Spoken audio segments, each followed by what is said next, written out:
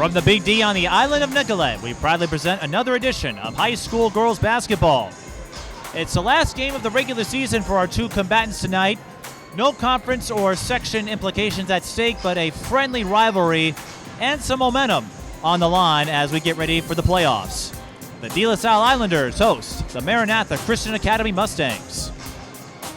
Hello everyone, I'm Mike Peden. As always, thank you for joining us. And among our company tonight, making his debut is Don Ackerman, Twin Cities sports guru. And Don, you had a chance to scout the two teams a little bit coming into this game. What are you looking forward to in this matchup?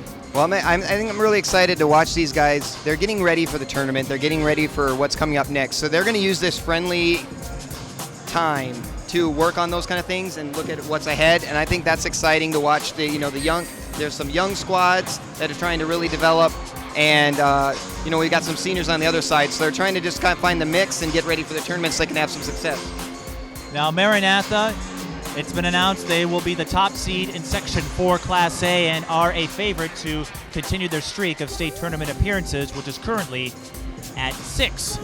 And leading the way is Alaina Jarnot, who recently became the third player in Minnesota history to cross 1,000 career assists, and if things go accordingly, she should have the record by the first round of the playoffs. Simply put, she is something special. Yeah, she's going to be fun to watch. I'm excited about that. And some other players to keep an eye on for Maranatha, as you know, Jaclyn Jarnot, who got a quadruple-double a little while ago. Semi Payne also averaging a double-double, and Elise Moore getting more comfortable in this lineup, in this system, and now she's showcasing her physical abilities in the post. DeLaSalle at 14-9. It's been a bit rocky for them. They've had some injuries, and so they haven't been able to become as consistent as they would like. But they are an up-tempo team. They're aggressive, they're physical, and now that they're healthy again, Tanisha Scott feels this team is ready to make some noise in the playoffs. Yeah, and I think that's a place where the injuries can help. When you need help and when it gets harder and tough, you've got players that have some experience, and then they just got to take it to the next level. So I think it's going to be exciting to see what they do with that. And DeLaSalle led by a triumvirate of seniors, Aiza Wilson, Camryn, Speese, and Teja Bodden. It is senior night tonight, so all three of them will get the customary serenade before tip-off. But those three, Tanisha Scott had nothing but praise for them, and the one thing she regrets is that she didn't get a chance to spend more time with them because this was her first season at DeLaSalle. Yeah, that's kind of interesting. You got the coach being welcomed by the seniors, and that's exactly what's happened. And she's really felt the togetherness and the brotherhood, and she's all in on the togetherness and the family that's going on here, and that's really exciting. Well, it's not hard when the head coach is a DeLaSalle alum back in 2001, but she had a lot of great things to say about the seniors, and we'll talk more about it as the game moves along. We'll have the starting lineups in a moment, but we're going to go to our Senior Day ceremony to honor Aiza Wilson, Teja Bodden, and Camryn, Speese, and then we'll get things started. You're watching high school girls basketball from Nicolet Island. To acknowledge and recognize the seniors on the 2015-2016 Lady Islanders squad. Please rise in honor of these three young ladies. Please, we stand up in honor of these three seniors. Please.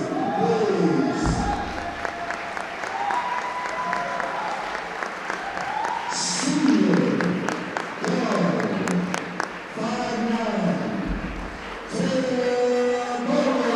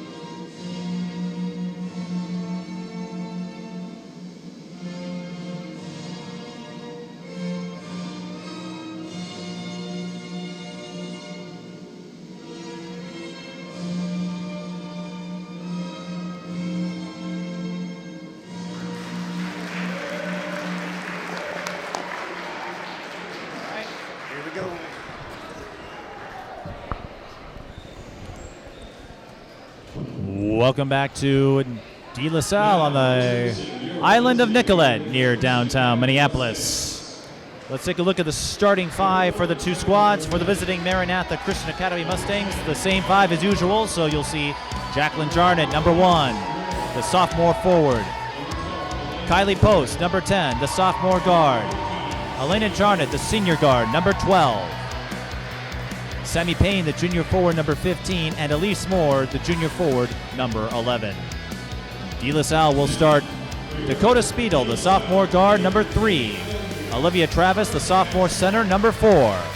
Camryn Speese, the senior forward, number 22.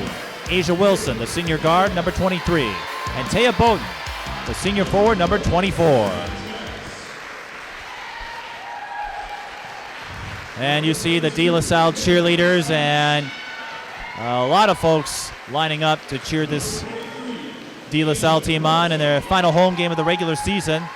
This game was originally scheduled for Tuesday, but because the boys got the top seed in their section playoffs, they had to host the first round game, and so that was Tuesday. So this game got pushed to Thursday, and that's why Don and I are here on a Thursday night instead of a Tuesday night.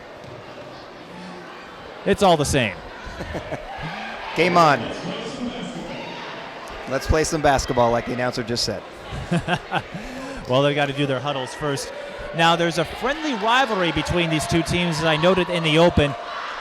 A lot of familiarity with these two.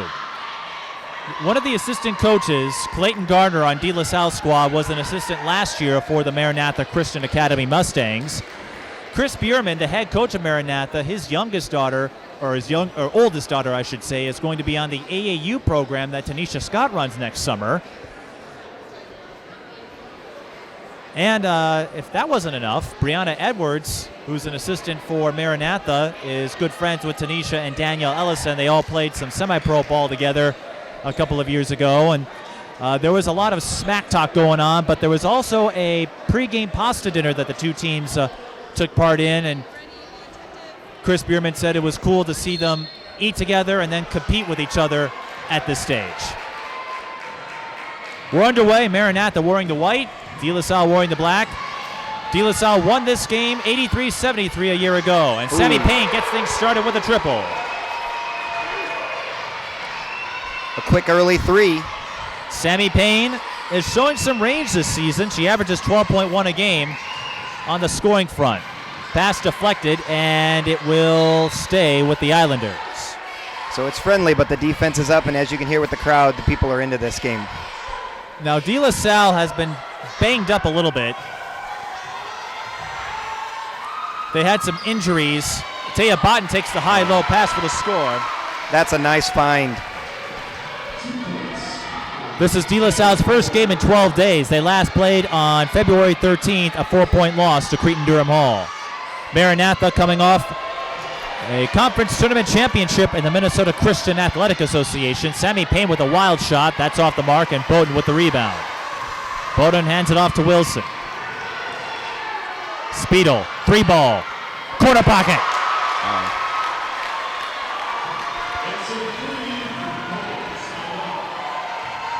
This crowd is feeling it in the opening minutes. Moore to Jarnot. Jaclyn, that's short, and is picked up by Wilson.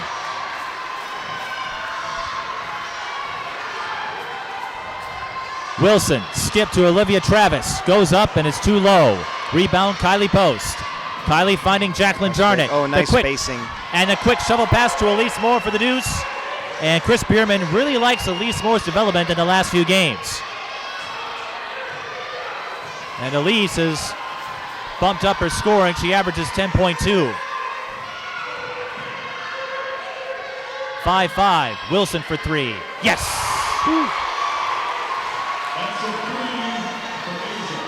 Aiza Wilson averaging 16.7 a game. Jarnot finds Post. Runs up and in. How in the world did she put that in? I thought that was going off the mark. Yeah, she ran into the player and then used her almost as a helper. A very quick start to this one. It's 8-7 in favor of the Islanders. Speedle, right side. pure. Three.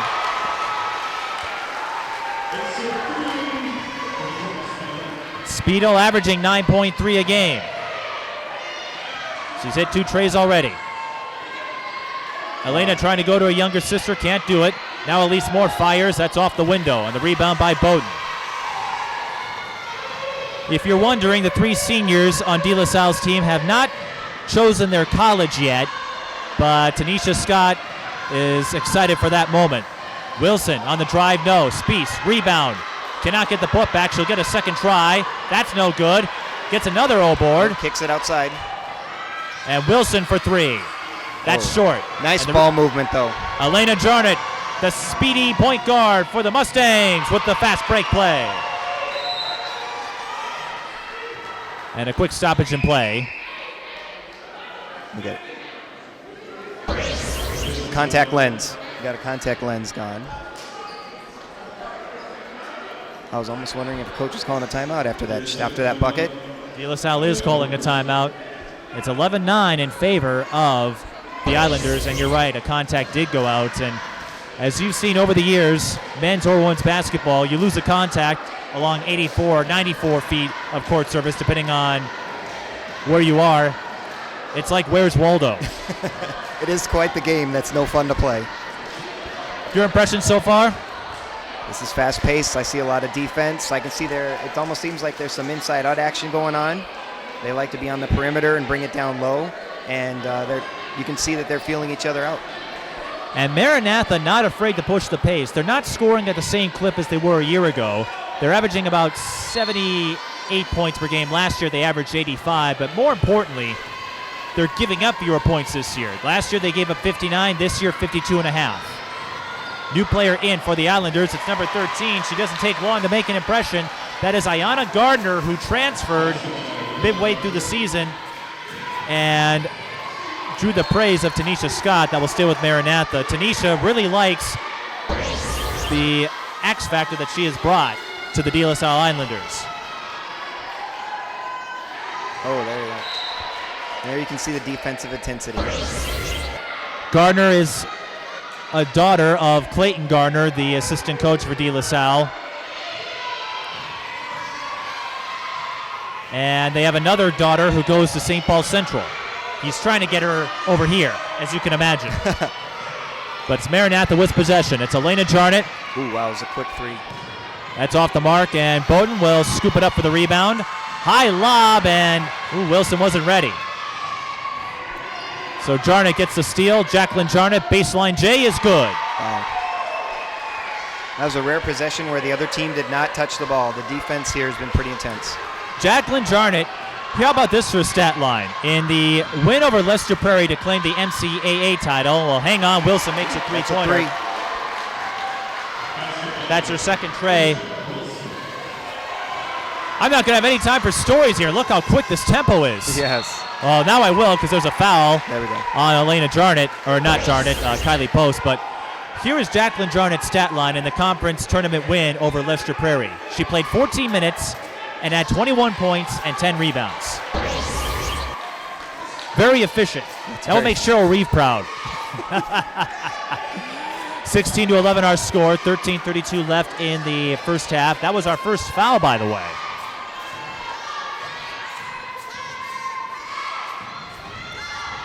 And DeLaSalle feeling it from three-point range. They've hit 4 triples already. They go inside, but Camryn Speese comes up strong. Semi-Payne with the board. And there you go. Boom. Down the field. Jarnot going the length of the floor, and Kylie Post leaves it soft. Elise Moore is too strong. Rebound, Speese. They're definitely looking to push the ball. And then right now, DeLaSalle is looking to calm down a little bit. Let's settle ourselves in. And we got another steal. Jaclyn Jarnot swipes it away. And that's going to be a foul on Ayanna Gardner. And that defensive presence missed her from seeing the wing player coming down the wing for an open layup. Speedo will go in place of Wilson. Now, we mentioned Gardner's acquisition for DeLaSalle. Tanisha Scott feels that could be instrumental come playoff time. And Chris Bierman going to call a timeout. I think there was some miscommunication. Yep. 12:51 left. He was yelling that pretty emphatically. He wanted that badly. And he can get emotional if things aren't going the way he wants them to. But he did note it that the positions are starting to match together. In fact, Maranatha, they've had a pretty good clip in the second half of the season. Their only losses have come to 4A schools, New Prague and Wayzata. And then they dominated Lester Prairie, a team who might contend for a state tournament berth in the conference tournament. And he said another key that figuring Maranatha out, he has so many left-handers that they're learning how to run the offense using left-handed players. What a great problem to have.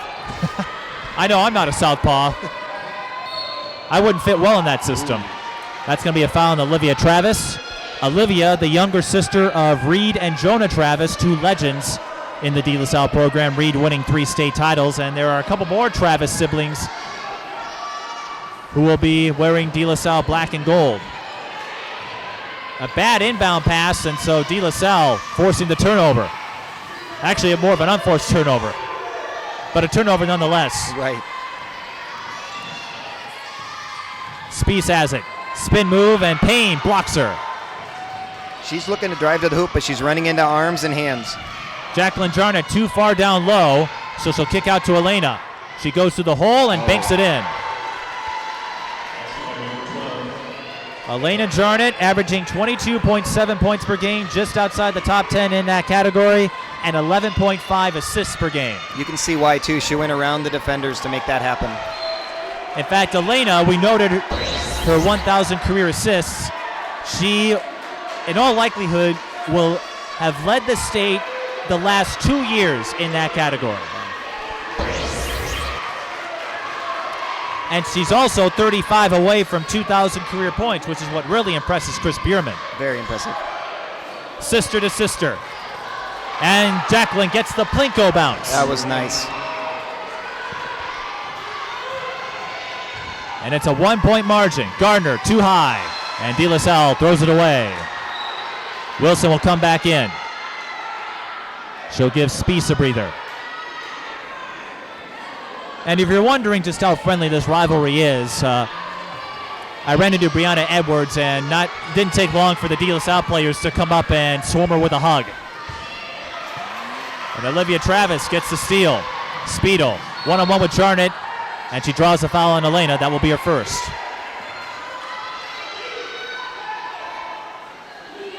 She was looking to set up a teammate there, so that probably avoided a wide-open shot.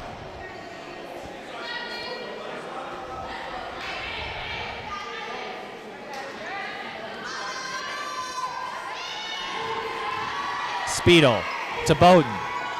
Spin move. Shakes more for the deuce. Nice. That time she spun away from the defender, which allowed her to get the bucket. Now we've got another steal. Speedle, can she finish the transition moves? No, but Gardner is there for the follow-through at one.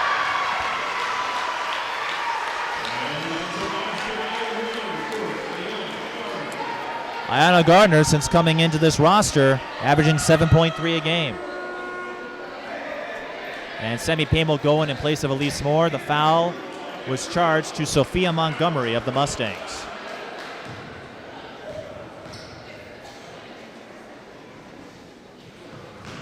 Gardner cannot complete the three-point play, but Bodden is there. Blocked by Sammy Payne the second time, but DeLaSalle still has the rock. Wilson for three. Strong. And the rebound by Kylie Post, looking to hook up with Alaina in transition. And Alaina gets a friendly bounce. I think on that play you can see how comfortable they are going fast and pushing the ball. This feels like old school Maranatha. This was the style of play we saw last year. Post leaps in for the steal. Pushing it up again. Sammy Payne used up the dribble. Goes back door to Kylie Post.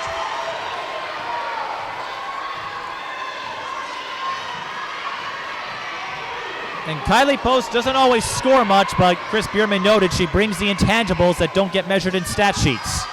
It's 20-19. DeLaSalle still with a 1-point lead, but Maranatha proving their mettle here. And Tanisha Scott trying to call timeout. She's finally granted it. And she was all the way out at half court. She was. Not completely, but yeah. She was either going to get the timeout or a pass. Well, she did play at this very school back in 2001. That's when she graduated. She's very comfortable on the court. In fact, she was the first collegiate signing, I believe, for the former athletic director, Darcy Cascais. And took the job because for her, it felt like coming home. Yeah, talking about Sammy, you can see on that last play where she saw that she had the defense coming at her. She found the open player. Yeah, she gets an assist. Maybe not a big stat, but you can see that made a big difference in this game. And DeLaSalle, we noted injuries have been a big thing. And the girls are just feeding off of this rivalry. And Tanisha Scott said that's what makes coaches better, to know that you're taking this game seriously. Even though there's little at stake, you're treating this as if it were a conference game or a playoff game, because as we noted in the open, Mrs. Momentum may be waiting at the door of the victor. Yeah, and you can see a lot of aggressive style here, and everybody's working for every ball. This does not look like anything but a playoff game. Putback shot goes wide for number 2, Lauren Rogers of the Islanders. And Maranatha retrieves the ball. There's Jaclyn Thompson, throws it up, can't put it in. Montgomery muscled her way for the rebound. Kylie Post leaves it soft. Jaclyn Thompson. Oh. DeLaSalle fans wanted to travel. Alaina Jarnot pulls up from mid-range, and that's strong. And the rebound by Bodden.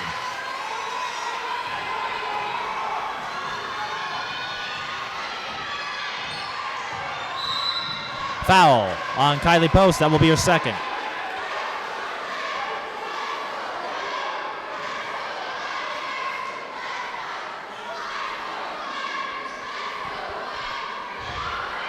I kind of thought the ref had a choice there on who he wanted to call the foul on. He could have called the reach or he could have called the moving pick. Those 50-50 calls, sometimes I say just let it go, but I also don't have their vantage point. So I'll leave it to the professionals. Ayanna Gardner with the runner. Jarnot goes behind the back, and good post defense by Lauren Rogers, denying the lane. Wilson backs off. The Mustang defense is definitely showing causing a turnover right there. You can just see that they are really moving around and they're covering their players very well.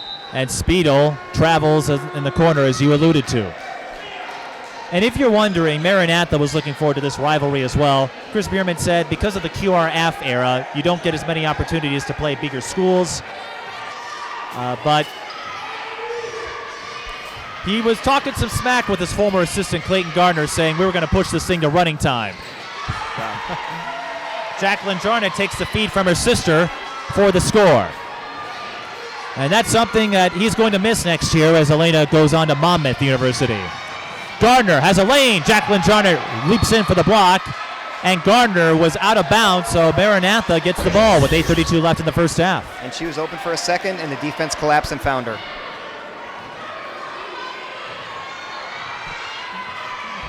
I'm pretty impressed by the Mustang defense so far. They've really put a lot of pressure on DeLaSalle. Jarnot draws a foul on Bodden. The first on Teja. Jaclyn having quite the year, averaging 14.7 points per game,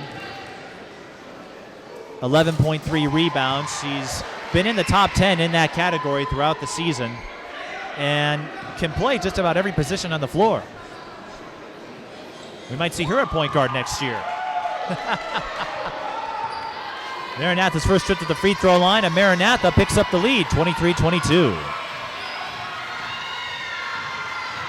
Wilson. Foul before the drive. Yep. And it's on Alaina Jarnot, her second personal. New player coming in for the Islanders, it's Isabel Flory, number 32.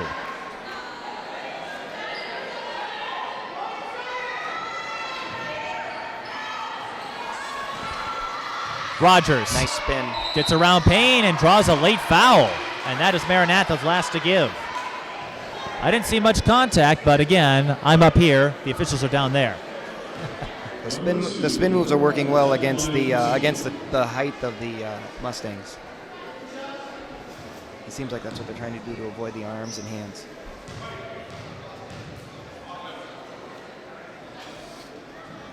Rogers leaves that short. Rogers averaging 5.5 points per game.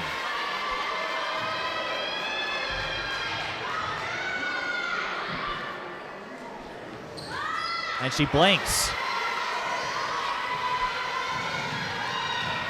Jaclyn on the run. She'll shoot 2. The foul on Lauren Rogers.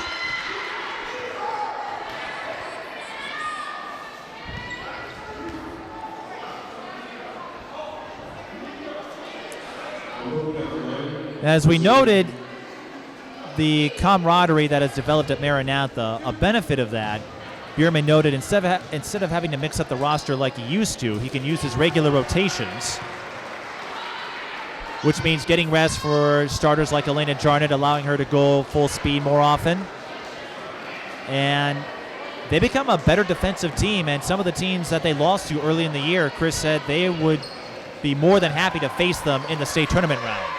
And that's basically what you want to happen all year anyway. You want to gel, get better, and take back those victories that you lost early in the year. Well, you see Maranatha playing a fast pace here, but they're versatile enough to play any type of game. Aiza Wilson hits the long 2, making a 1-point game again. Aiza Wilson to 8 points. Jaclyn Jarnot for 3. That's strong. And the rebound goes to Ayanna Gardner. Wilson trying to get some space, does a side fade, but is off the mark. Last year for Maranatha, they could only play one way, and if they suffered a big deficit early, their style of play made it difficult to come back. This year, they can work their way out of deficits more effectively. Camryn Speese with the steal. Gardner lost control for a moment, and that may have cost her. Now Alaina Jarnot, one-on-one with Wilson. Nice find.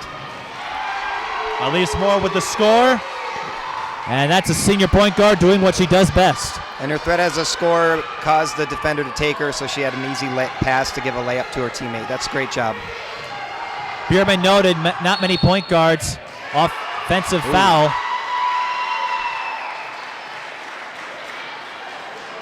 23, 22. 22. 22 on Camryn Speese, her first. And the ref was very clear to take the time to let her know that he saw that.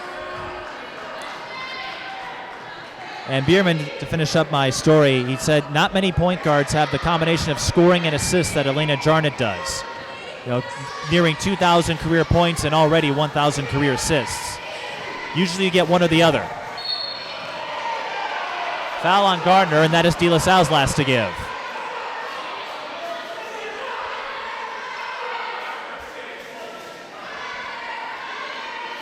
The foul is the second on Ayanna Gardner. And Chris Bierman, I'm not sure what he saw there, but I don't think he liked it. Yeah, he's fired up. You almost would have thought the foul was on the Mustangs. Well, Sammy Payne travels the ball. I should say commits a traveling violation. I don't know how you travel the ball. Unless the ball gets a mind of its own.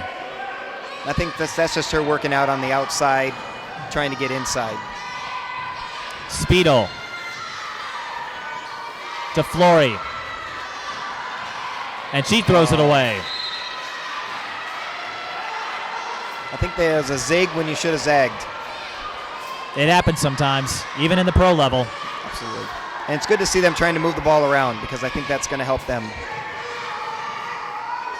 6 minutes and 20 seconds. Things have settled down a bit after a frenetic start to this one, and game getting a little sloppy now. It was a nice pass inside. I don't think she was quite ready for it, and she was a little bit too far under the hoop when it happened, but it was a nice idea. Flory to Bodden. Bodden out to Speese. There we go. And that's going to be a foul, I believe, on Moore. And it's a shooting foul, but DeLaSalle was in the bonus anyway.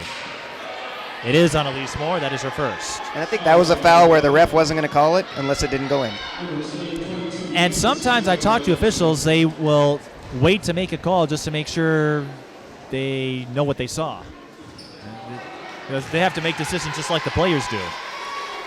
But Speese, along with the rest of the seniors, Tanisha Scott noted one thing she wanted to instill in them is leadership, because they were the seniors coming in, taking over for a new system, and she's told them how you behave yourself is going to reflect on the underclassmen. Well, Bodden gets the tip. Speese with the steal. Speese on the run and draws a foul on Ella Berg, so she'll shoot 2. I tell you what, she earned that foul. She took a shoulder right to the chin.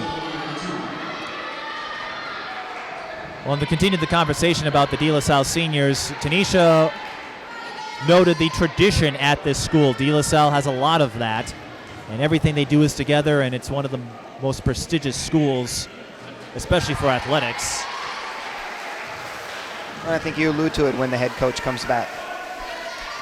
And it was all about building a relationship with the new players and making sure the seniors built a positive relationship to the underclassmen looking up to them. Speese makes both free throws. And you could definitely see that. The coach was trying to not to get emotional on senior night because they are so close. Like we said in the open, the only regret that Tanisha Scott had was not being able to coach them longer. Tanisha Scott, of course, was at Minneapolis South for the last few years. We're tied at 27 with 5:39 to go.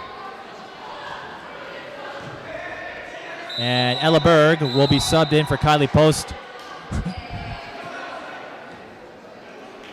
Ball got in too soon almost. Player was coming off the court. This isn't hockey where you have a too many men penalty.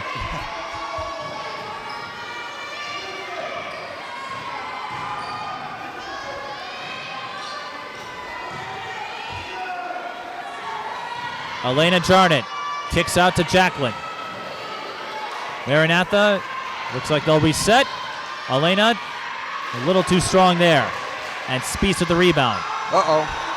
Miscommunication on the pass. Kylie Post with the steal. Jaclyn Jarnot lobs it in, and the foul. I thought that was going to be soft from this vantage point, but Jaclyn knew what she was doing. Well, that was basically the ball came back too quickly. She threw out a pass. It was intercepted. Next thing she knows, she's on defense and doesn't have time to set herself, and she's giving up the bucket.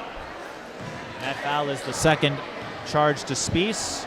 Jaclyn Jarnot completes the three-point play.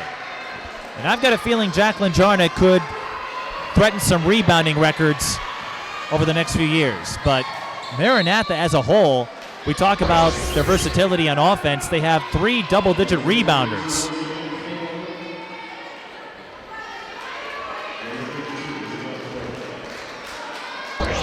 Well, Elise Moore is almost there, but you've got 3 solid ones in Jaclyn Jarnot, Sammy Payne. That's a traveling violation on Speese, and Elise Moore.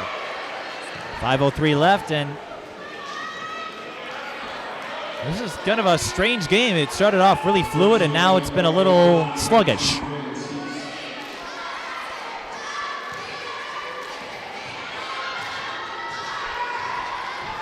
Alaina.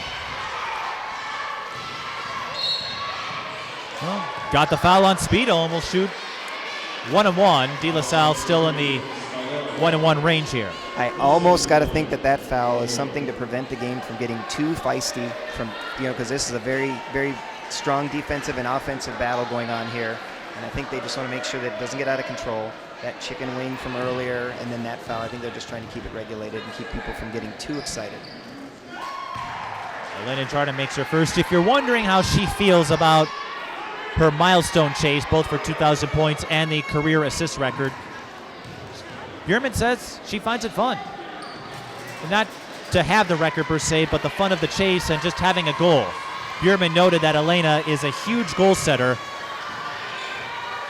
and getting a chance to make a name for yourself is something she enjoys. Jaclyn Jarnot with the block. DeLaSalle comes right back, and Dakota Speedo will shoot 2. The foul on Jaclyn Jarnot, her first. That was a great pass. It just took her too long to collect herself to get the shot off, and then it got blocked. But you see the tenacity, immediately get the ball back, and then suddenly you're at the free throw line. This is off topic, but I noticed that official, he almost looks like he could be a relative of Stephen Lytle, the official in front of us here. Dakota Speedo at the line. He's got the goatee going on, the shaved head. Steve, I hope you're watching and you're enjoying this as much as Mike is. Steven Lytle, a mutual friend of ours, met him through my Lynx coverage and still a big supporter. We appreciate his feedback as always. Huge fan of basketball. DeLaSalle doesn't convert, but they get the follow through, and Aiza Wilson can't put it in. DeLaSalle missing on a couple of these second chances here. She asked for the foul, but didn't get it. Maranatha up by 5, looking to push it more. Jarnot. Wow. Weaves through the defense, You comes can up see her strong. weaving through the lane. You can see how she scores her points. And it's always tough to do the off balance, especially going side to side. But Speedo, DeLaSalle could have used that 3. Oh. And we've got a collision. Jaclyn Jarnot comes up with a rebound. Alaina, shovel pass to Thompson, and Speedo got there just in time to disrupt the shot. We have a foul on the other end. Free throws coming for DeLaSalle. Maranatha committing their 10th. It's on Elise Moore, her second.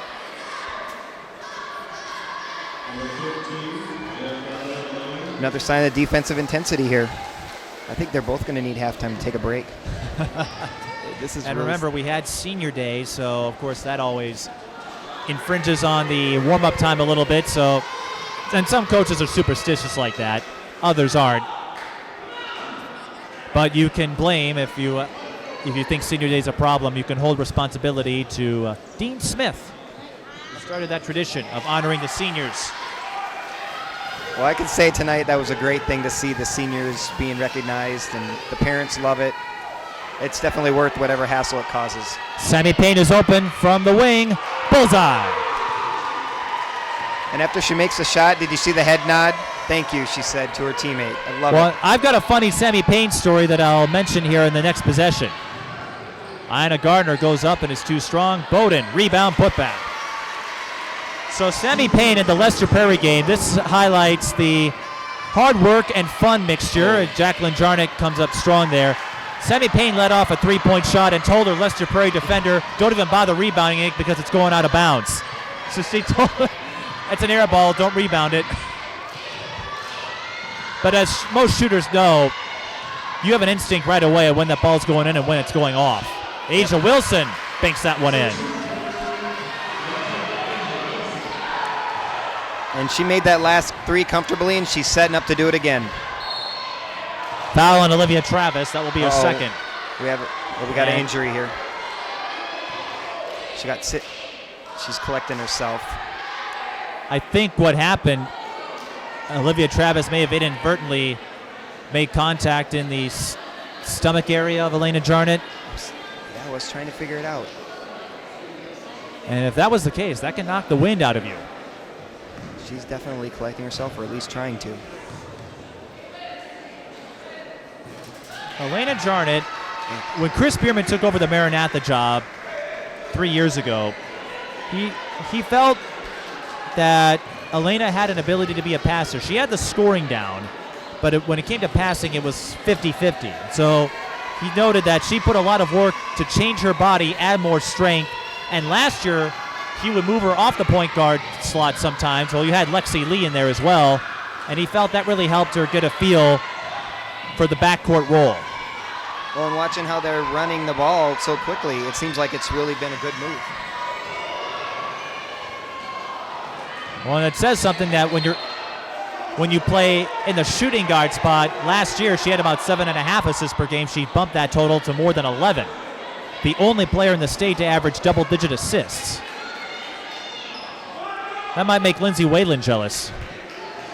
Of course, in the WNBA, it's a little harder to notch them at times. Oh. Almost a travel. Macy Smith on the floor, and officials stop play because of a bench warning. I didn't quite see what transpired. Well, I think on the previous play, the coach was expecting one of the referees to see something. He told her, I just didn't see it. And sometimes that happens. There's a lot to see in a small area. A lot of people moving around. Sometimes think you can't see everything. The ref was honest about it. A backcourt violation. Isabel Fleming is going to come in the game for the Islanders. What happened was Macy Smith backpedaled. She took the pass and went back. You can inbound behind the half-court line, but you can't go backwards. But it doesn't matter because DeLaSalle throws it away.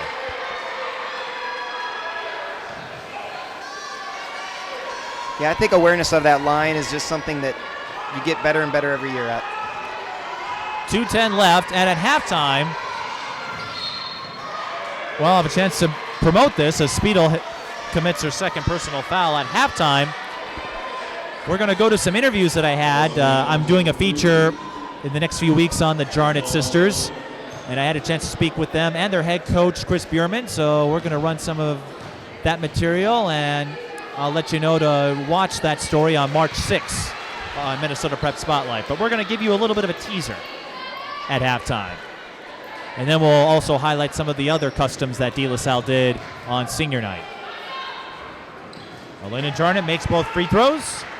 She seems to be unaffected by that injury earlier. I think she just needed a moment to collect herself, as you noted. Yep. The Mustangs up by 6, 38-32, 2 minutes on the clock. Gardner with a skip to Fleming. Fleming finds Travis. Now Gardner from 14 banks it in. Ina Gardner with 7 off the bench. Using her crossover and weaving through the lane. That's impressive. I've noticed she walks on her tippy toes a lot, or her heels. She's kind of bouncing around. You can see it in her game. She moves around quickly and doesn't mind it at all. Speedo short from 3. Gardner with the O-board. Bodden. Long 2 is good. Shot. 4-point game. Alaina. Step back 3 is strong. Rebound goes to Travis. I was going to say, do you think Alaina Jarnot has springs in her ankles? Maybe mini trampolines? She definitely hops around. Is DeLaSalle going to hold for the final shot? No, not when you've got it opening. Dakota Speedle brings her total to 8. Oh, here we go. Now you can see, actually, they're slowing it down a little bit. Payne loses the ball. Gardner swoops in the lane for the steal. Speedle for the tie. Yes!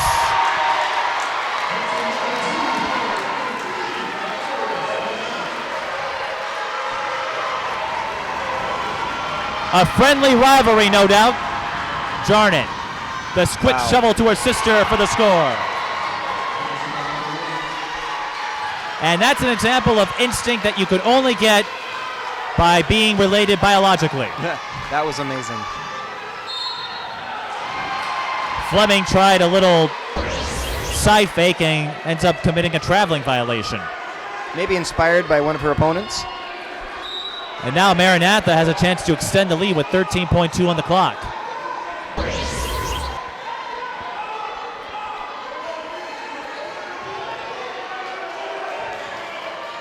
Plenty of time for the Mustangs. Jaclyn goes to Sammy Payne. They're not going to wait. Sammy Pyers. No, but Kylie posted the O-board. They have time. Jaclyn. That's off the mark. And that's how the first half will come to an end. She's going to get a shot off. Well, unless Bodden had made that. But that first half does come to an end. And a close one at that. Maranatha leads 42-40, but this isn't too far outside the realm of expectation. No, and I'm impressed. These guys have been going back and forth, and honestly, it's either a person's game. Either team can win this. What are you looking for in the second half? You know, I'll be interested to see if we can get some more threes established. I think early on we were hitting some threes, and there was a little bit of break. Now they've been doing more cutting through the lane. Be interesting to see what they defensively do about that. What are they going to do to stop that?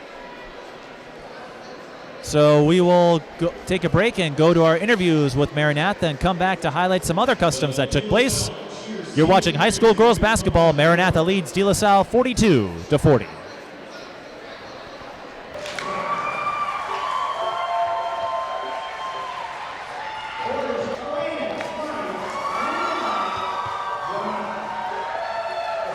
I love playing with my sister. How we see each other on the floor and how she plays is just so fun. I'm gonna miss that next year. So I I don't know. We just play really well together. It's been empowering to do it your own way, to have two sisters, but instead of saying, oh, look, it's Alaina and her younger sister, it's Alaina and Jaclyn. When I was little, I guess I played a lot of sports. I tried them all basically, but basketball was always just something that I loved, and it was my passion from the start.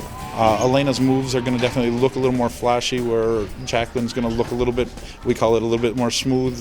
There's different tempo to each of their moves. It's so fun playing with Alaina. Like, she's always so fast and can see you down the court and like throw these amazing passes, and we just like know where each other is like on the court, so it's really like fun to play with her. How like her speed can like push the ball, and we like fast breaks, and she likes pushing the ball up, so I guess we could like read each other on the court and just be able to score off each other. For us and for her, it's just kind of icing on the cake for a career of huge development and some pretty nice results. When I'm driving, I know where she is on the floor. Like, I know where if she's going to be down low, and I can make that pass, and she can catch my pass. Like, she knows when I'm going to pass it, and she's an amazing rebounder. She can get any rebound, but, like, she can play guard and she can play post, so she can, like, do it all. And then both of them have that outside jump shot that makes it really tough to guard. They've taken risks not only in developing as basketball players, but changing the culture of the school. There's a few times where, like, I wanted to go to another school, but, like, just with my foundation here and playing here has been just so fun. We've had a good team ever since I've been here. I'd say we've gone to state. They demand the absolute best from each other. If I ever scolded them the way they scold each other sometimes on the court, I probably wouldn't have a job left anymore, but it works for them. They can do it in that family type way where they hold each other incredibly accountable. We definitely pick out the stuff we didn't do when we're like, you need to do that better next game, or like improve on that. So we definitely like help each other get better, I guess. Yeah, we definitely like, if there's something that like we were mad about in the game, we'll talk about it, but I'd say we get over it really fast. And those two, they have their own identity. It's not older sister, younger sister, it's Alaina and Jaclyn. It's been a really fun couple years playing with her and helping this team get better, and I'm gonna miss it. And we've just done so much, and like getting to stay every year, it's been a lot of hard work, and I've enjoyed it a lot. I just love playing with her, and even though she's taller, I'm still faster, so yeah. So you're a bit salty about not being shorter? No. I'm not salty, but I mean, it'd be nice to maybe be a few inches taller, but I'm quick, so I don't need to be tall. Yeah, she got the height. We were a championship program when I got here. Now we're a championship program that our community is completely tied to at every level. Our youngest player isn't trying to come up and be Alaina Jarnot. They're trying to be the best version of themselves. So they've really invested in the program and developing the individual. I'm really excited to go to college, and I can't wait to play with my future teammate. Yeah. I'm excited to see where this team will go when she's gone, but we'll definitely miss the impact she had on this team. Well, thanks for watching those interviews, and we're not quite finished. As we noted, we had another event take place before Senior Day ceremonies, and that was the parents. Mike Peden here with Don Ackerman, and at halftime of the JV game, the school brought out all of the parents of the varsity players and gave them a salute. So it's nice to see the school commending both their seniors and the people who are responsible for them being here. Yeah, and at halftime of this game, they were honoring the cheerleaders. No one is unrecognized here at DeLaSalle. No one goes unrecognized. That's the correct phrasing. I think you knew what I meant. Maybe not. Again, you talk about family. So as we get ready to start the second half unofficially, Jaclyn Jarnot has 15 points to lead all players. Her sister Alaina has 13. And the Jarnots doing what they do best. When you have that chemistry, you can't replicate it. You just run with it. Literally. And in DeLaSalle's case, Dakota Speedle has 10 points. Asia Wilson has 10 points. Teja Bodden has 8. Ayanna Gardner has 7. Maranatha has led by as much as 6, but it's been a very close game. Neither team has really pulled away yet, so whoever can get that first run may have an advantage here in the second. I know that's obvious, but I think the it three needs ball to be might be a said. big contender in the second half if one team can hit them and the other team can't. I'm really excited for these 18 minutes.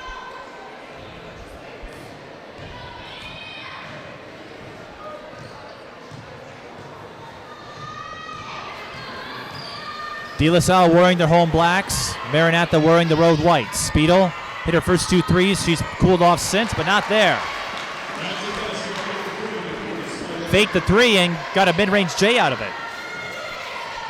And we're tied at 42. Cross court to Sammy Payne. Bodden blocks her on the baseline. And now Kylie Post cannot hit the 3. There we go. Speedle slices through Jarnot, races to the rim, but is short. Speese can't get the putback. No players in serious foul trouble yet. Elise Moore, too far underneath. That pass was so nice, she didn't know it was coming. That happens a few times. Wilson came up short. I think she got off the dribble sooner than she wanted. Bodden, no. Speese, third tries the charge. Oh, yeah. And as she made that shot, she looked up to the sky and said, thank you. And I've covered DeLaSalle a few times. Speese and Bodden in particular, as Alaina's short from 3, are very effective down low. They're not the tallest post players out there, but they do a very good job cleaning up after themselves.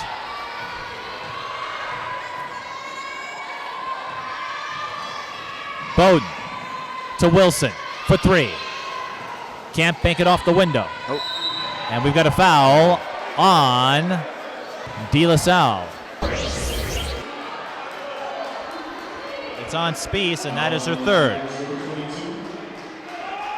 Maranatha, we noted their conference tournament victory in the NCAA. The Mustangs have won 5 of their last 6. They will start section play next Thursday. Sammy Payne can't hit the fadeaway, and Speese with the rebound. Again, just pride and momentum on the line. Maranatha already in the top seed of Section 4A. DeLaSalle figures to get a 2 or a 3 seed. Dakota Speedle will go to the line and shoot 2. And if that happens, what DeLaSalle would love to get another shot at Como Park for the section final and the right to play in state. Those are 2 schools that don't necessarily like each other. So that's the other kind of a rivalry they could face in the postseason. So you're saying for that game, probably no pre-game together meal like today? Probably not. I guess you go from breaking bread to something else. Breaking Bad? Oh, wait, maybe not. I hope not. Breaking bones, maybe. I wouldn't want any broken bones either. Speedle makes both free throws. She's up to 14. Elise Moore blocked by Travis, but she's hit with the foul. That's her third. So Elise Moore will go to the line. That's a tough foul because she probably was too far behind the glass to make that. But Now, we mentioned Elise Moore being the X factor in the last few games for the Mustangs. Bierman noted it's because she understands her defensive positioning, where she's supposed to be, and now that she's able to relax and flow within the system, it's generating points for herself and her teammates.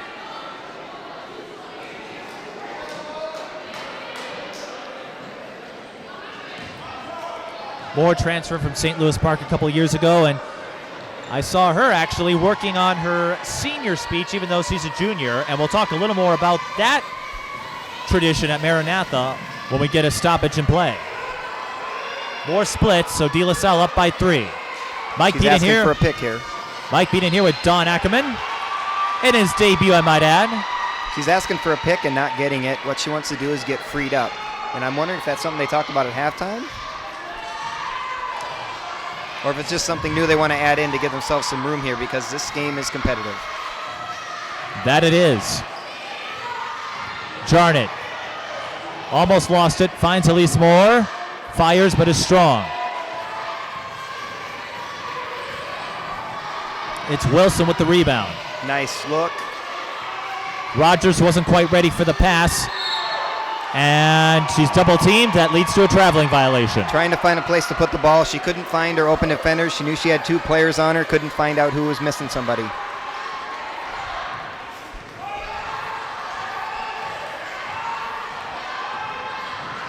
Jarnot weaves to the hole and scores. She's been using that double dribble, that double crossover move repeatedly, and it's working. Alaina and Jarnot up to 15, showing her quickness there. Gardner works off the screen. Speedle kicks out. Wilson for 3. Bullseye. The third triple for Aiza Wilson, but Sammy Payne with a fast break deuce on the other end. And again, the Mustangs just running wild. That is a staple of theirs. But as we've seen, they can play at any style of ball. And they're trying to pressure her, trying to make her turn the ball over. Gardner lobs it to Bodden. Nice move. But Jaclyn Jarnot stayed on her. And Bodden couldn't get the tough shot in. Now Jaclyn Jarnot goes through that? Gardner for the score and a timeout. She was clapping for the ball at the free throw line. And she got it. Maranatha calls timeout though. But we're tied at 49. Now, Maranatha's custom, all the seniors give a senior speech that is broadcast to the entire school. Alaina Jarnot had her presentation last week, and Maranatha, as you know, a parochial school. So the speech has to highlight how their religious devotion has influenced them in their personal lives. So Alaina had to give her speech, and the day before, Chris Bierman, who likes to, as Don is mesmerized by Tanisha Scott's instructions, Chris Bierman actually brought me into this to get some video of the speech to ramp up as much pressure as he could, because he wanted to simulate the pressure situation that a lot of these players go through. And it's very nerve-wracking when you have to give a speech that the entire school can see, and kids take it seriously because the winner gets a cash prize. And realistically, what a great preparation for life, because you do have to give those speeches and you got to be articulate at times, and it's great to be able to practice that. And Alaina had a very strong story that I wasn't even aware of. And she was nervous, and when she saw the camera, she freaked out, much like you probably did when I asked you to call this game with me. But as Lauren Rogers scores. Oh, that's a nice take. Once Alaina got into her speech, she shut down all distractions and focused on giving her content. It was a sight to see. Sammy Payne missing the 3. DeLaSalle with a 2-point lead. She cut back inside and was wide open. Elise Moore with a little push, but she can't put it in. And now we've got a foul on Payne. Really, they chose Payne for that one. 1-5. Wow. That's a second on Sammy Payne. Last game of the regular season for both teams. Now what? Wow, a foul on Montgomery. Wow. You will enjoy this of all people. You know that Sophia Montgomery is part of my signature club? Yes, I do. You're aware of that? I subscribe to your YouTube channel. I think that's a way to find out things like that. Another foul on Maranatha. And Sammy's getting a little frustrated by that. She picks up her third, and Maranatha's racking up fouls in a hurry here. So Don knows, as a lot of you know by now, I signed some of Sophia's collectibles when she was on traveling teams and would come to Lynx games. And now it's a habit. Every year I have to sign something to give to them. Wilson hits the 17-footer. I think she's somebody that the Mustangs do not want warmed up and hitting shots. If Wilson's feeling it, look out. Alaina Jarnot says, I can hit threes. Same thing. They do not want her heating up either. As the saying goes, anything you can do? I can try to equal it, absolutely. Well, I couldn't do better, I know that much. Gardner, too strong off the window. And they're running. They are running. We come running, Elise Moore. Isn't running on empty there. She's up to 7, and Maranatha retakes the lead, 54-53. Wilson off the screen. Nice move. Lays it in. Wilson up to 17. Jaclyn fakes the 3. Draws a foul on Bodden. That's simply her being more aggressive than the defender. So Jaclyn Jarnot to shoot a pair. I've got her unofficially at 17.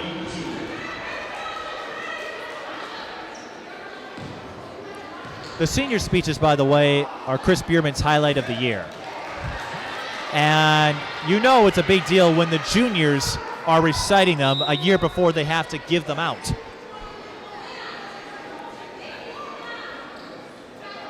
And overall, he said this season has been the most fun he's had as a coach, where they work hard, but they can let loose at the same time. Jaclyn Jarnot blanks. You don't see that often. So DeLaSalle maintains their 1-point lead.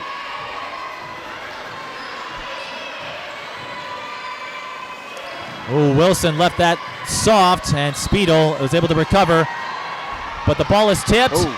Won by Maranatha. They're looking to run again. Macy Smith out of position. She got too deep. Now DeLaSalle has numbers. Bodden will push.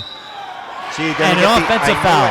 I knew she was going to get the offensive. She should have dished it off. She had a great opportunity there and thought she could collect the foul and get the and one, but it didn't work out that way because the other person was set. That was Sophia Montgomery, the diehard Lynx fan. But you're right, 2-on-1. Bodden didn't necessarily see her. The defender committed to her. The committer defended to her. The defender committed to her, so that she had what she wanted. She could have given her teammate a layup. And Sophia Montgomery puts it in. That effectively is a 4-point swing. Absolutely. And an unselfish play followed by a less than selfless play. Speedo, this time she draws the defensive foul and will shoot 2. Go ahead. She was trying to find her way to weave through there and get a bucket, and she's going to get 2 shots for it.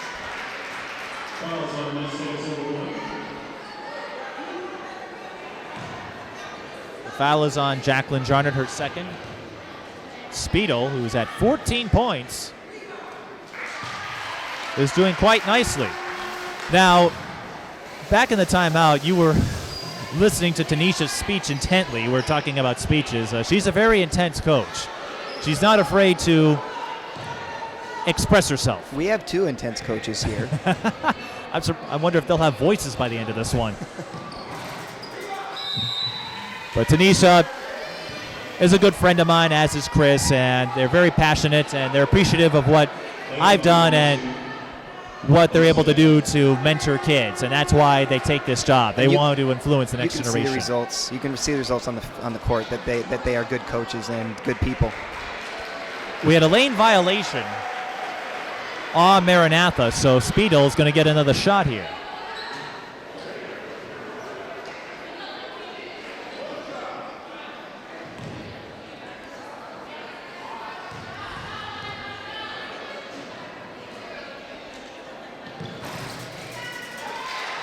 She makes it count.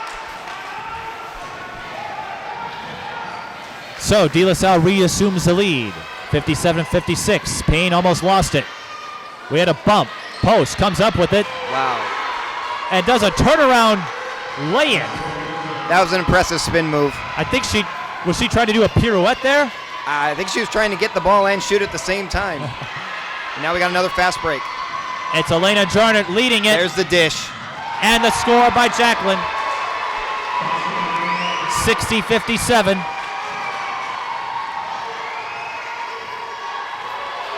And this gym is going to get really loud.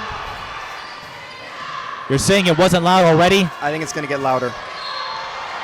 And that's a foul on Kylie Post, her third, and that is Maranatha's last foul to give. But this is the second time I've been here, and even if the crowd isn't full, like it can be for some games, you get a very close vantage point. I mean, we're pretty much amongst the fans. And we get a front row seat almost. Yeah, I've got an iPad right in my face. So any noise you hear from the crowd, we'll hear it up here. Bodden, short. Rebound, Speedle, Bodden, step There we back. go. That doesn't fall. Garner races in for another offensive rebound, and Speese lost the dribble. Payne can't get a handle on it, and that's going to be an easy deuce for Teja Bodden. That's some of the noise I was talking about. We're probably going to hear that for every bucket from now on. This is a great game. Jarnot missing from 15. Bodden with the rebound. 10 minutes to go in the second half. Don't read the scoreboard. It says 3, but we're really in the second half. Speedle off the window. She caught it out of bounds. Speese unable to save it.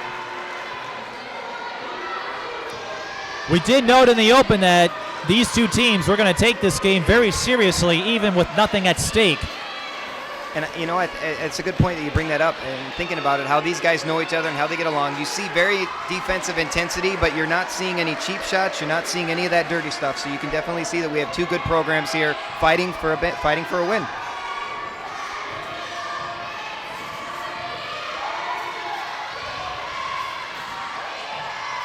Jazrin Thompson on the floor for the Mustangs. Jaclyn Jarnot, entry pass to Payne was tipped, but a foul on Wilson. Good ball movement. And you and I have seen many examples of what good ball movement can do. Sammy Payne at the line.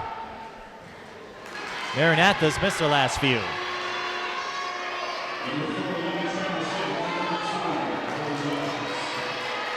The Payne is still coming into her own. She represents more of the finesse style that was prevalent at Maranatha before Bjorman came in, but that doesn't mean Chris isn't appreciative of what Sammy Payne has done for this team. Jaclyn Jarnot gets the O-board, but Maranatha unable to convert on that possession. So Maranatha missing their last 4 free throws, I believe. Wilson hits the 3, and DeLaSalle with the lead. And my voice cracked all at the same time. A foul on DeLaSalle. It's on Speese. And that is her 4th personal foul. And that is also DeLaSalle's last to give. Wow.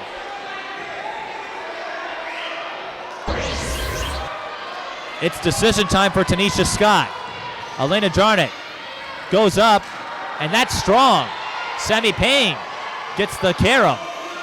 Jarnot spots up for 3, and that's going to be off the mark. Sammy was in a great position for a rebound after she got that pass. She went down, caught down low. And unfortunately, the shot was a complete air ball, which she was not expecting.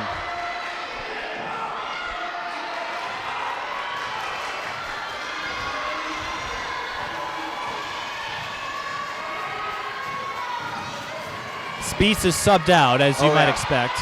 And now she gets the steal. Payne is showing some feistiness on defense as of late. Alaina. Oh. Didn't know where Montgomery was.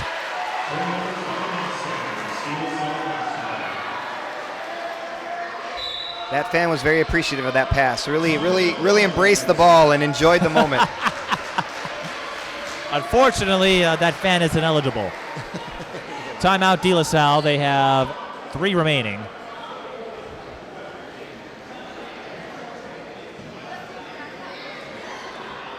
Two-point game, Mike.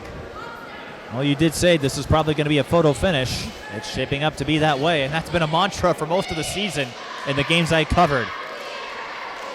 Nothing is easy, but that's what I like to do. And with so many twists and turns in this game, it's hard to say how it's going to end. I mean, maybe foul trouble comes into play. Just depends on whether or not. That's right. Both teams are out of fouls to give, so free throws the rest of the way. And part of that is that aggressive defense. And very aggressive players creating opportunities.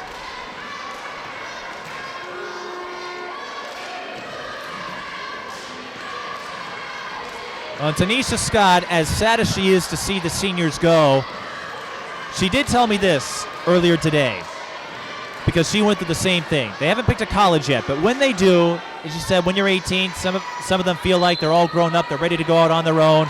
And she told all 3 of them, within the first semester, they all will likely be calling her for that after a few practices at their colleges. Oh, for sure.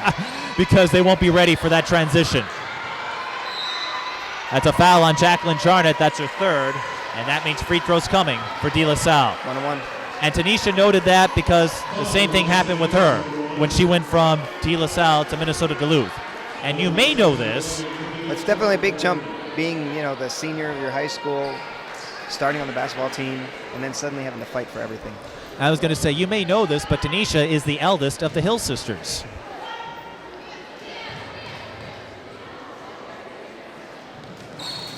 Bodden misses, but Travis nice gets a rebound. Remember, it was a 1-on-1. Flory for three. Yes! That's a big three. DeLaSalle up by 5. Jaclyn for the answer. That's strong, but Sammy Payne, she was ready for the air ball this time. Alaina, top of the key. That's no good either. Rebound tip, won by Payne. Sammy got it. And a late bump is called on Wilson, so Sammy Payne will go to the line, 1-on-1 scenario. And they didn't have to foul her. She was actually trying to find a teammate.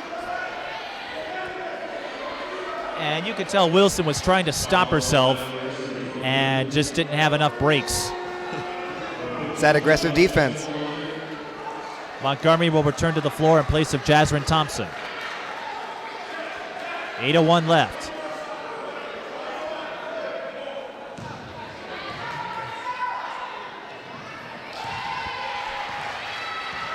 Sammy Payne hits the first. Sammy Payne, we've noted a double-double, averaging 12.1 points and 10.4 rebounds a game. This is the second. 4-point margin.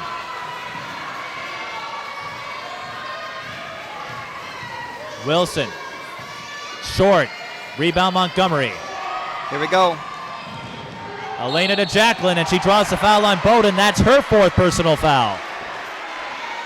And this is going to be the issue with DeLaSalle, as you noted, with foul trouble. 2 of their starters have 4 personals. That could hamper their efforts to maintain this lead. Absolutely. And I believe that was a shooting foul, so it's 2 free throws. Yeah, it is. Basically, that was the fast break. And she was basically past the backboard when she made that shot. They probably didn't have to foul her.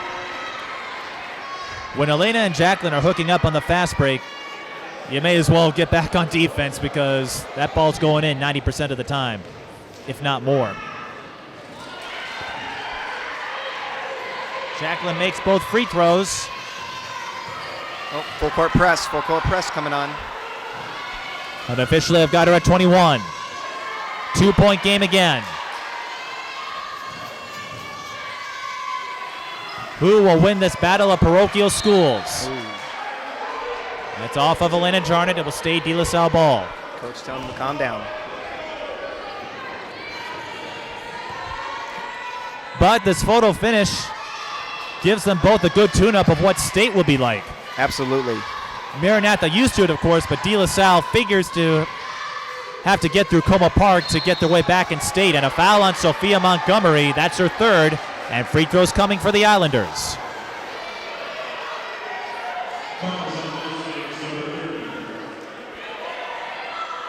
These last 7 minutes might take a while. Well, that wouldn't be far from the realm of normalcy, in my view anyway. I had an intense double overtime game last week. 1-1, and Speedle hits the front end. How about Dakota Speedle? I think it's so amazing how loud this gym is, and when she's shooting free throws, you can hear the buzz from the feedback on the mic, on the speakers.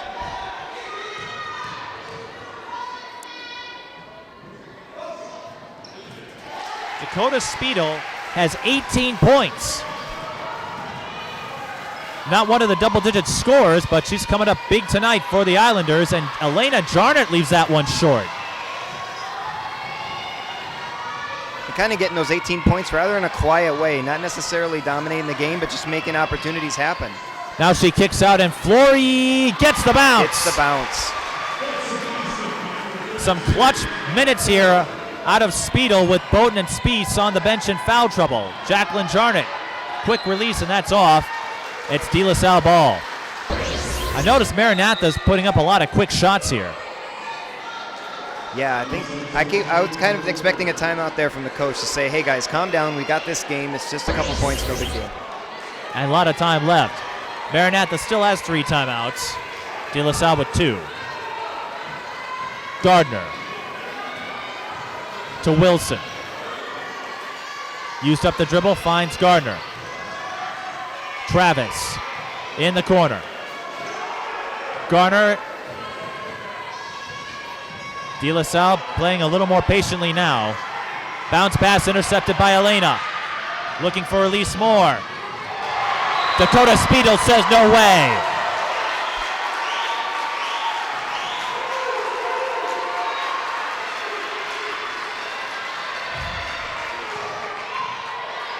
Oh, a nice dish once again, sister. And that silences the DeLaSalle faithful. The difference between the out of bounds and a bucket was just how strong you took it up.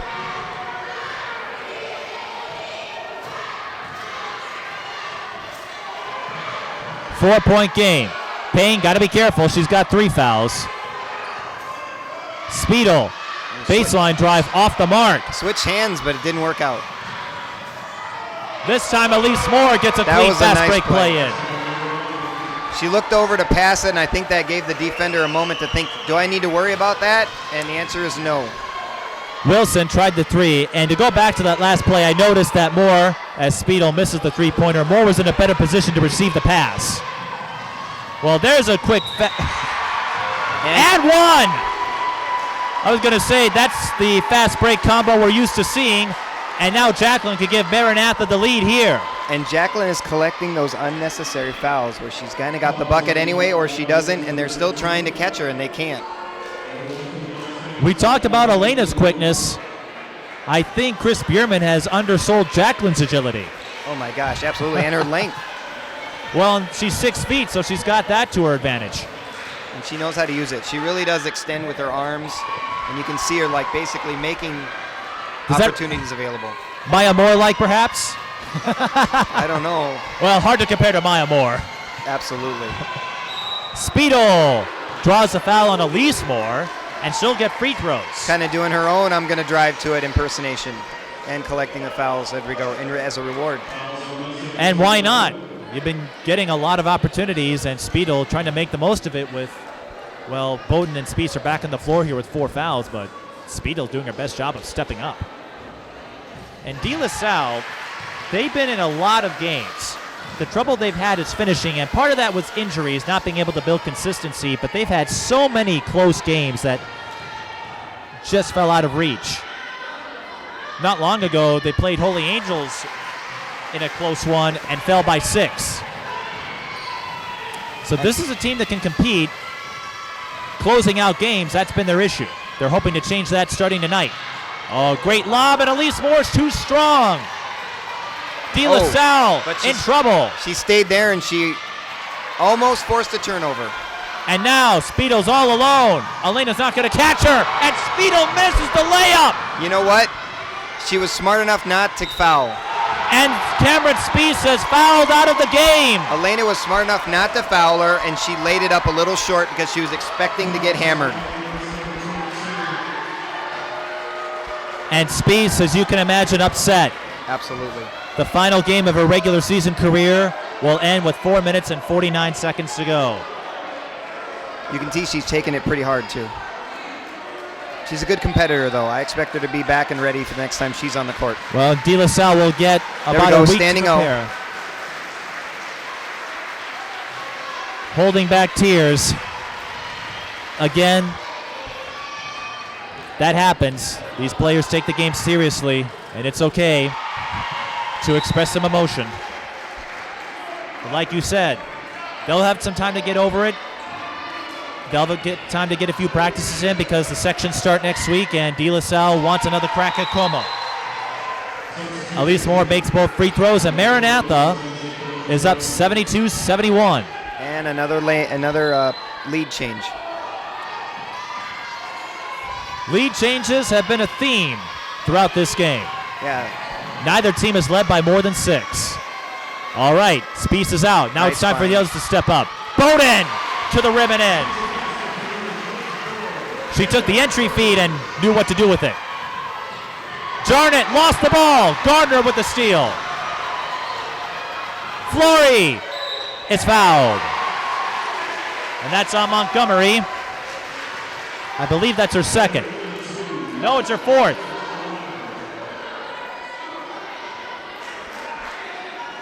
So Montgomery with 4 fouls and Isabel Flory to shoot 2. Flory doesn't score much, averaging 3.7.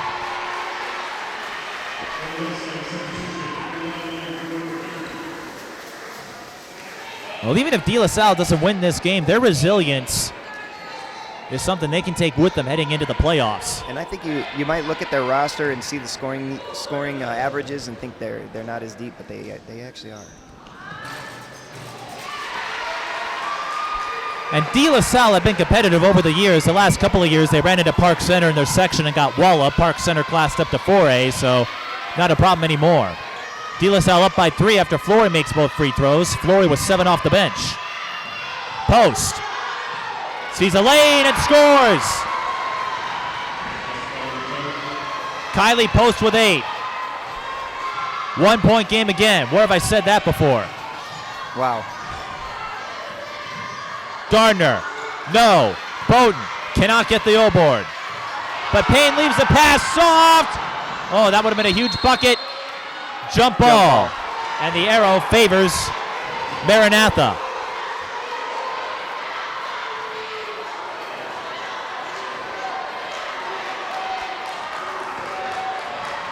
We can't see the possession arrow from here, but DeLaSalle trying to defend their turf. There's that noisy crowd again. Alaina is stripped. Oh, she wanted the foul and so did her coach, but it wasn't called. Wilson gets a bit of a push off. Draws a foul on Elise Moore. That is her 4th. And that's there you go. And Chris Bierman absolutely perplexed. Aiza Wilson with 20 points.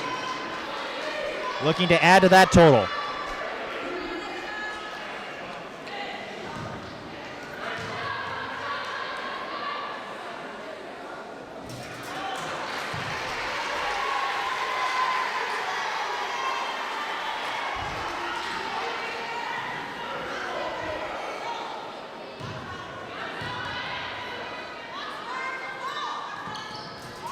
Wilson blanks.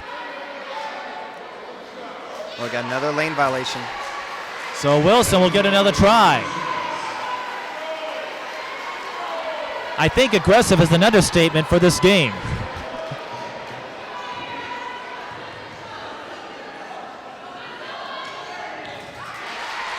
So Wilson gets 1. And now DeLaSalle leads by 2. Jaclyn draws a foul. And if it's on Bodden, she's out. It is. So Bodden, her regular season comes to an end. She'll finish with 12. She should definitely not get mad because I think there are times when the offensive player's driving to the hoop and you're trying to stop her and there's going to be a foul called. And this late in the game, you're not going to be too passive at this point.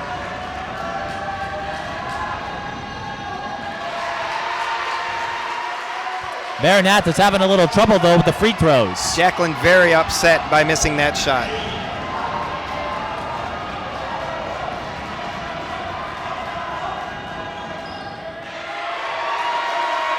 She misses both. And she can't believe it. Jaclyn can't believe it.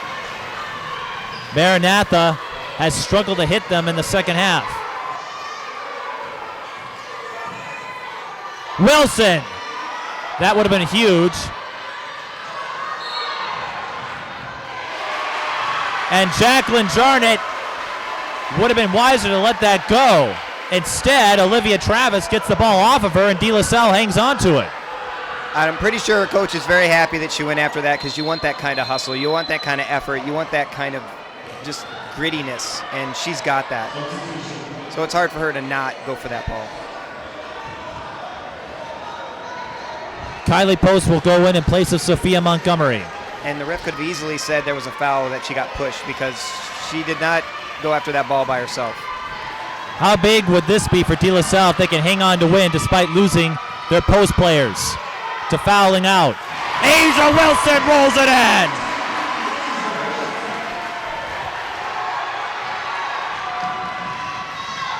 Alaina Jarnot slips up, jump ball, DeLaSalle with the arrow.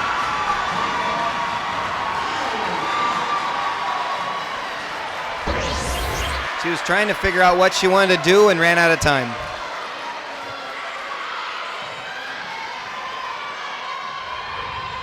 Two minutes, 30 seconds.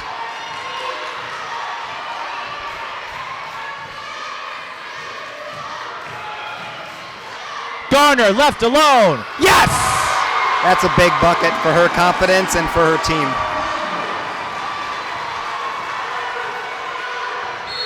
Traveling. Maranatha losing their poise. Timeout. Timeout. Good call. 2:12 left. Maranatha, I don't know what's going on. You don't see them out of character like this too often. But DeLaSalle, go ahead. I was going to say he's probably going to remind him of that. You guys don't do this. This is not your game. And how about DeLaSalle? You lose your two starting posts to fouling out, and you're up by 6 and have a chance to end the regular season with a statement win. Other players have stepped up. Well, taking a look at their schedule, that's something they haven't been able to put together yet. And they played some tough teams. They lost to New Prague to start the season. They lost to top 10 Shakopee in 4A. Had a chance to knock off Ole Angels, came up short. So all season long, Tanisha Scott has been looking for that game to prove that DeLaSalle is not to be underestimated. And they've got a chance to do it right here. Absolutely, and they've worked into this game. Originally, the Mustangs looked like they were faster and going to outrun them, and, well, they're down. And for Maranatha, what do you do to come back here? You're down by 6, and you're going to need some stops and some buckets. I have a feeling two sisters have something to say about how this game ends. Well, 2:12 left, a lot of time. Kylie Post has 4 fouls. Elise Moore has 4 fouls. So if DeLaSalle or Maranatha decides to play foul and chase, that's something they have to contend with.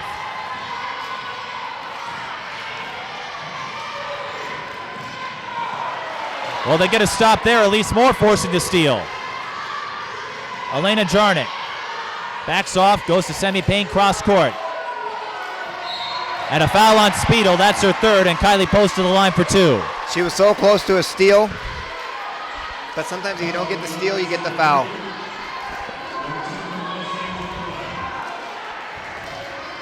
Not much you can do about that. No, I think she's playing the aggressive D that her coach wants to see, so you just accept it and see if you can get it next time.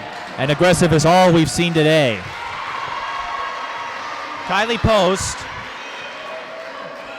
averaging 9.3 points per game, 5 rebounds a game, and nearly 2 assists. Misses the second, but Elise Moore is there for the O-board. Post throws it up and draws the foul again.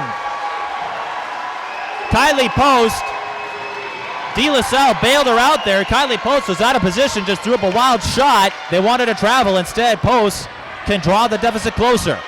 And you were talking about the pace of this game, Mike. This is the most points that DeLaSalle scored this season. Someone was doing this research, and it wasn't me. This is not Maranatha's highest point total of the year. The Post splits again. However, it is a 4-point game. And this gym is electric. This was no less electric when I covered their meeting with Como Park, a game that was another high-scoring affair. And Flory loses the ball. Jaclyn Jarnot will take it herself, and it's a 2-point game. She saw that her sister was covered and just took it on her own because no one committed to stopping her. And you saw she went with the left hand. That's not something you're accustomed to on defense. Absolutely. But the right play, coming down the left side with the left hand is perfect. Wilson gets the bounce. She switched hands too. Just over a minute to play. Jaclyn for 3. No. Sammy collected it. Oh. Jarnot with the save. That's way strong. Now, do you foul of your Maranatha?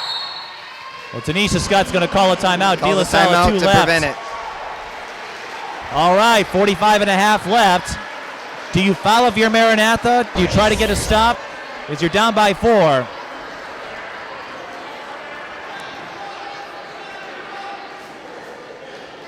And I'd say if you play foul and chase, you want to avoid Dakota Speedle. She's been the hot hand thus far.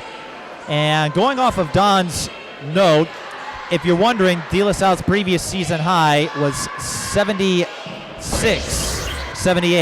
76 was her second highest, and that was a win over Colfax. So I guess as far as the coaching goes, in a fast-paced game like this, you're playing competitive, you're scoring well, you're doing some things smart and effectively. This is a great way to end your season, your regular season. And how about the poise? You lose 2 of your starting posts, and who knows what that can do, but DeLaSalle has found a way to compensate, even with a smaller lineup. Again, exactly what you might want to do as you're getting ready to go to state. You find a way to improvise. And give some of your younger players some confidence. Collected the foul. They are fouling. That's the last for Sophia. She will leave the game with 3 points.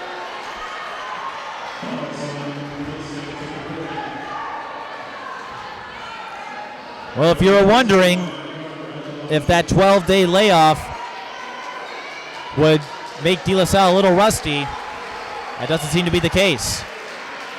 No, not at all.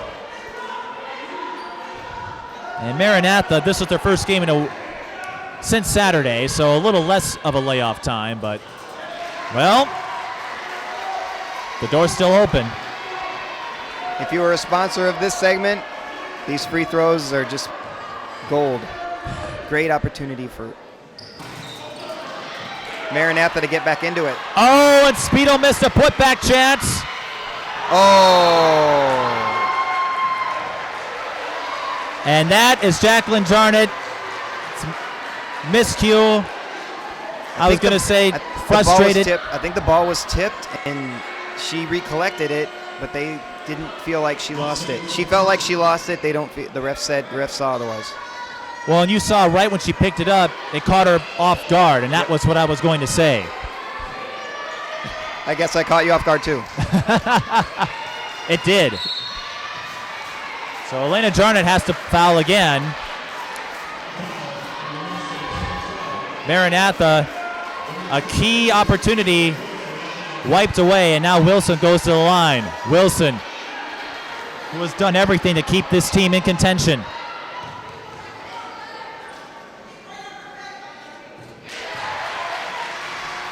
Interesting that while the senior is lining up her free throw, her coach is yelling. There's Everyone still 32 seconds. The coach can do that, you know. Absolutely. She has full right. She got them both. 30 seconds. The senior guard has been big tonight.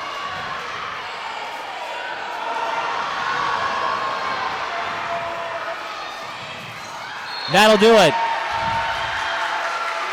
Maranatha just unsure of themselves in the last few minutes, and DeLaSalle's going to hang on to win.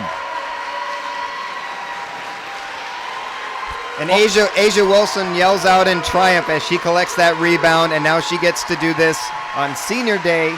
She gets to ice the game for her team. The one senior left on the floor. Remember the other two in the bench after fouling out of the game.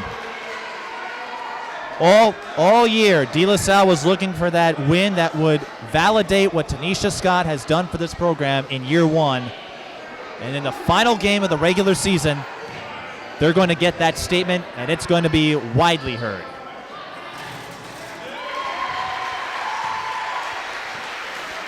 And the fans definitely appreciate it. You can just feel the joy that they're having for their seniors, and a great win. So in DeLaSalle's highest scoring game of the year, They will end the regular season with the win. They will finish the year winning 3 of their last 4. Maranatha will regroup. They will be a favorite to win in Class A. Oh, over and back. Well, you can live with that now. One more shot for the Mustangs.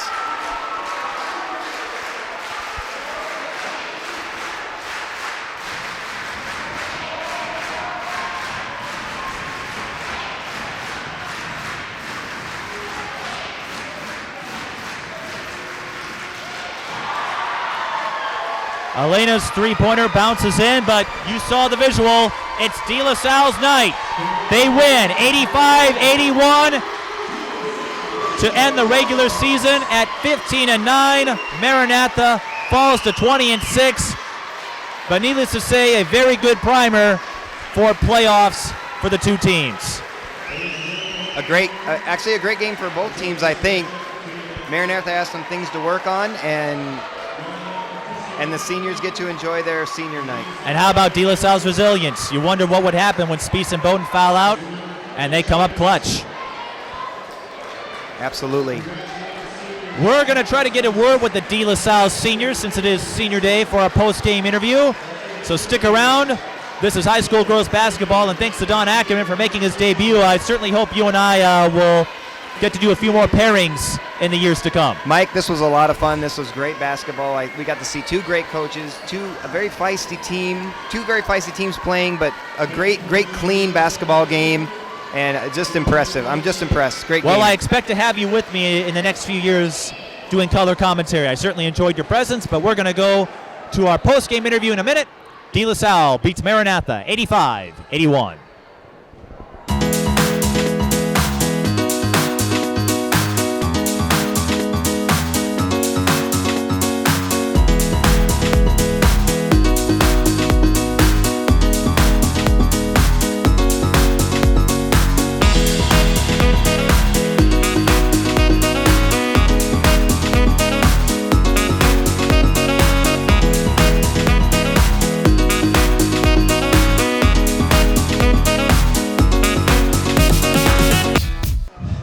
And since it's senior day, it's only appropriate that we interview the triumvirate of DeLaSalle seniors.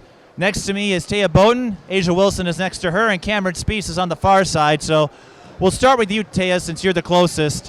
What does this win say about DeLaSalle's resiliency when you and Camryn foul out and you still grind it out?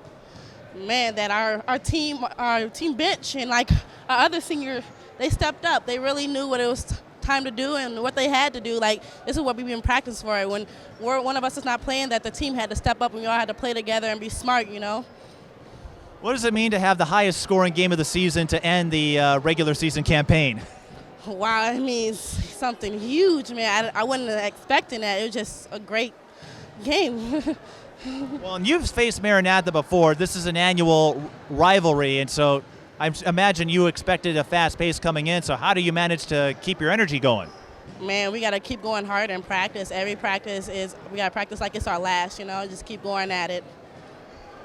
Well, and after tonight, every practice could be your last with playoffs, but I talked to your coach earlier today, and she noted that injuries really hampered the chemistry because not all of you could play at the same time. So how do you feel that chemistry is showing now that you've had 12 days to recover and get yourself prepared for this game and your playoff push? Man, that chemistry is coming together because we keep pushing each other, like in practice, especially when one is not feeling well or one is not like on their game in practice. We still push them, tell them, come on, we got this. You got to keep working, you know. It's a team thing. When one's down, we all got to keep pushing them and tell them to keep going. And what would you make of this rivalry? Of course, you had the pasta dinner pregame, and the coaches were talking smack with each other. And so it's intense. You guys treated this like a playoff game, but it's also fun. So what does that add to this series? It was basically like a friendly rivalry. We weren't really going at it, but we kind of were. You know, it's like, you know, you're our friend, and we're still gonna go after you, but you know, we're gonna be a little nice. All right, you stay here. We'll finish you up in a moment. Let's go over to Aiza Wilson, who iced the game. You were the one senior left after your other two fouled out. I don't know if you had a word with them afterward, but they left you all alone there. They abandoned you. Yeah. Ooh, I saw them, and they looked at me and said, you got it, like, finish it out because you can do it. And I trusted my teammates, and I told them, like, let's go, no giving up. Like, we've been through this. Like, no matter if they were a freshman, sophomore, I told them to step up, and they did it. You finished with 28 points, especially those last few minutes. You came up clutch, so what allowed you to take over? Just I know I'm a leader out there, and once I show the aggressiveness, I know my team will follow. And what does it say about this team? They were looking for a statement win all season, and you finally get one before playoffs. I think this is a good win. We've been practicing hard, getting ready to play even harder teams. No matter if their record's bad or not, we're going to be ready, and we're going to keep pushing in practice and make each other better. And then you noted Camryn telling you to take this one home. So how do you adjust and respond when two of your starting post players have to sit the bench? I just have faith in my team. I'm not going to give up on them. I know what I have to do. This is my third year being on varsity. It's nothing new, and I know my team wanted it, and I wanted it. And I think it would be a sin if we didn't note Dakota Speedle and her performance today. She came up big, but I know Dakota can do that. It's not foreign to me. I know she can bring it, and she can do it every game. She just got to play with that intensity and aggressiveness. So how does it feel to get the highest scoring game of the season for DeLaSalle in the last regular season campaign? Feels good. We just got to keep working, build on it. Don't go backwards, but keep building, because I know we can do it, and we're an offensive team. We have a lot of threats. They try to stop certain people, but we had others that stepped up and got it. So just keep doing what we do best. All right, let's head over to Camryn here, and I'll slide over. And Camryn, when you committed your fifth foul, you were heading to the bench fighting back tears. So after DeLaSalle closed this one out, were you fighting back tears at that moment? Yeah, it was. Different kinds of tears, right? It was just such a great moment because my team has my back. They have everyone's back at all times, and I know that Aiza has my back at almost every time, and that I can depend on my teammates. And it was just so happy because I think this is a great start for our campaign to state. It's a great start. You had a lot of opportunities to make statement wins. Some of them fell short. So to get one here right before the playoffs, what does it say about this team's growth? It says that we've been working on our mistakes. We've been working on our weaknesses because we spot them immediately, and we know that we need to fix them, and we know that we have what it takes to fix them. We know that we're going to make mistakes, but overall we have to add more than we subtract to the game. So what does this win say about the team's resiliency? I think we bounced back very well. I think that, especially with this 12 days to practice, it was a good day, good couple weeks or a week and a half to come together and say, hey, this is it. We have only a couple days left, only 2 games guaranteed, and we need to pick it up. And I talked to Teja about this rivalry. How do you approach it? It was a friendly rivalry, but you guys took it very seriously. So what does this mean for you, having taken part in this for several years? It's awesome. I love these types of games because they bring out the best in people. They bring out the leaders in the teams, and I think that it's great. It's starting an even better tradition, even with the funky dinner before with the other team and then the coach rivalry talk. It creates a good atmosphere for everyone to play their game. I think you might want to have a few more pasta dinners after this one. Might not need them. Couple more questions before we wrap this up, so I'll go back here so we get you all in frame. But this is your last time together. All 3 of you are going to college whenever your season ends. So how tough is it knowing this is your last rodeo, and for the 3 of you getting the ceremony and getting a win on senior day, just what does that mean, and what are you going to miss, because you guys are going to be going your separate ways here in a few months? Man, this is hard to realize this is our last home game together. We've been through it all since freshman year.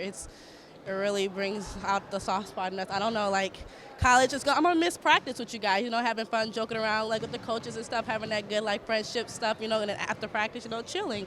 But it's going to be tough, having these 2 close friends are like my squad, we spend every moment together.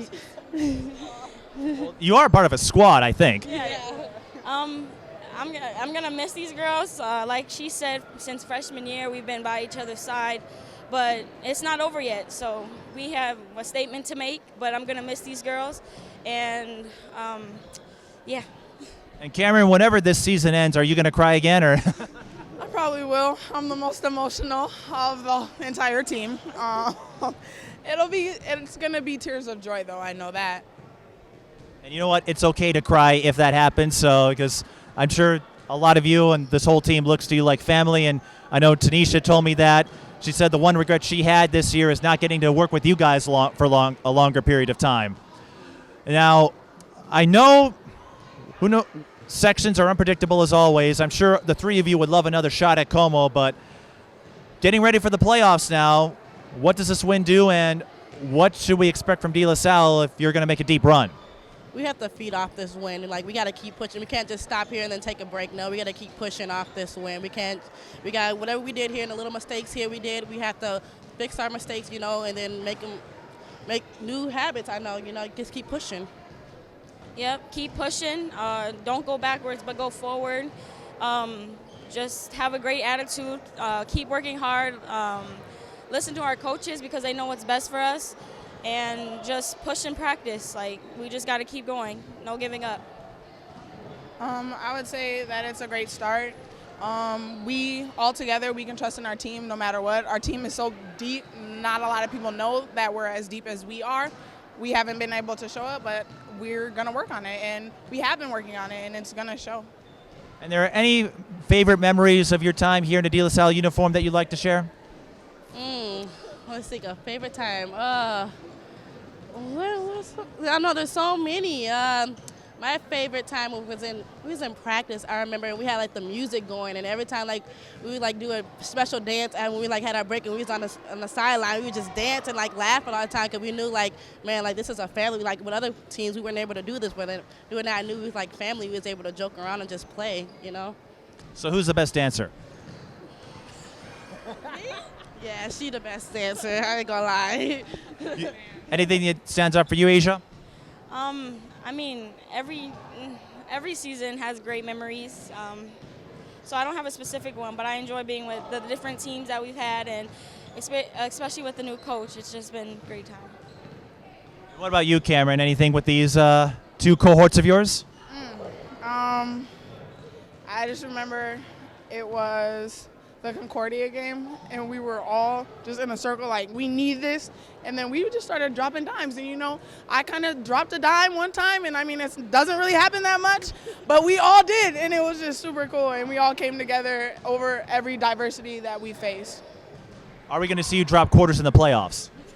Ooh, you never know, quarters, ding ding. Anyone you want to say hi to? Hi, Papa. Hi, Mom and Dad. Hi, Mom, Dad.